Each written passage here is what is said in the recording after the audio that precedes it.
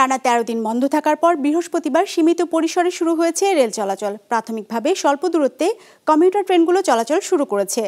আন্তনগর বা দূরপাল্লার এবং আন্তর্জাতিক রুটে ট্রেন চলাচল কবে থেকে শুরু হবে সেই সিদ্ধান্ত এখনো হয়নি। বাংলাদেশ রেলের হিসেবে ট্রেন চলাচল বন্ধ থাকায় প্রতিদিন প্রায় ৪ কোটি টাকার লোকসান গুনেছে সংস্থাটি। সে হিসেবে গেল ১৩ দিনে রেলের লোকসানের পরিমাণ দাঁড়িয়েছে প্রায় ৫২ কোটি টাকা। নিয়াজ মোর্শেদের রিপোর্ট।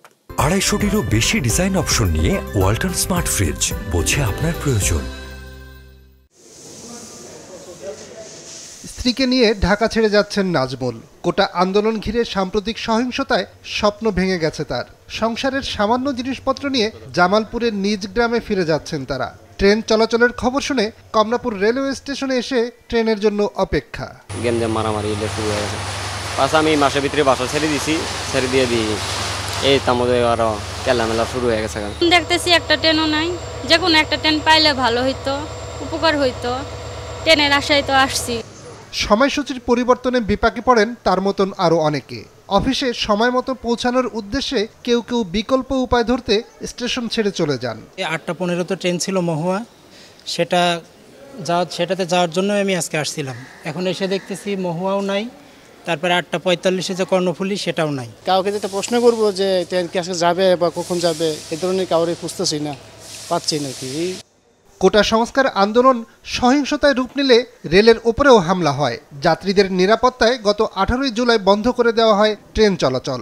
দীর্ঘ বিরতির পর আজ শুরু হয়েছে আবার ট্রেন চলাচল। আমি প্রতি সপ্তাহে বাড়ি যাইতে পারি নাই, তো কালকে শুনলাম চালু হবে, তাই আজকে আসছি যাওয়ার জন্য। বন্ধ ছিল তখন আমাদের কাছে খারাপ লাগছে, যাইতে পারি না, কাজে কর্মে যাইতে পারি নাই।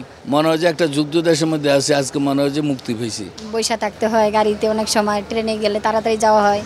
কমলাপুর রেলওয়ে স্টেশন মাস্টার জানান, স্বল্প দূরত্বে চলাচলের জন্য কমিউটার ট্রেন ও এক্সপ্রেস ট্রেন চলাচল শুরু হয়েছে। কর্তৃপক্ষের নির্দেশ পেলে সব ধরনের ট্রেন চলাচলের প্রস্তুতি রয়েছে। রেলওয়ের যে 4টা ডিভিশন, মোটামুটি প্রায় 4টা ডিভিশন থেকে বিভিন্ন এন্ডে ট্রেন চলাচল করছে। আন্তনগর ট্রেন চলাচলের বিষয়ে এখনো আমরা কোনো সিদ্ধান্ত পাইনি, তবে কর্তৃপক্ষ আমরা রেডি আছে, আমাদের আয়োজন সম্পন্ন আছে। ঢাকা থেকে ছেড়ে যাওয়া ট্রেনগুলো সময় মতন জয়দেবপুর জংশনে পৌঁছেছে। যাত্রীদের ওঠানামা শেষে দেওয়ানগঞ্জের উদ্দেশ্যে এক্সপ্রেস ট্রেনটি ছেড়ে যায়। ঢাকা জয়দেবপুর রুটে তুরাগ কমিউটার ট্রেনটিও নির্বিঘ্নে চলাচল করছে। নিয়াজ মোর্শেদ, বিজনেস রিপোর্ট, মাছরাঙা টেলিভিশন।